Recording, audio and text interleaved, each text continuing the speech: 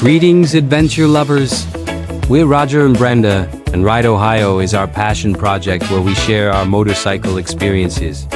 Every mile on the road tells a story. Being a road captain carries with it the responsibility for the safety and obeying the law for yourself and all the other riders in your group. Although we discuss and agree that all riders are ultimately responsible for themselves, good group riders are going to follow the lead of the road captain in order to not look bad and maybe to keep the group together.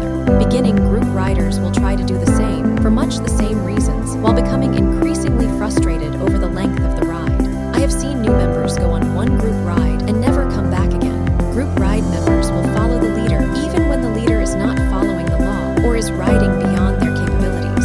It's the nature of the Harley rider. Never admit you're not capable. Road captains should ride within reason and consider the level of the least experienced rider of the group. However, keep in mind that inexperienced riders will benefit from following and observing more experienced riders and will constantly improve when riding to their limits. Leading a group is often difficult for an experienced rider because of the different riding levels within the group, but following the guidelines we will cover today will make it easier for all concerned. You do not have to ride to the level of the least experienced rider, but be aware of their capabilities and consider it for their welfare. Suggestion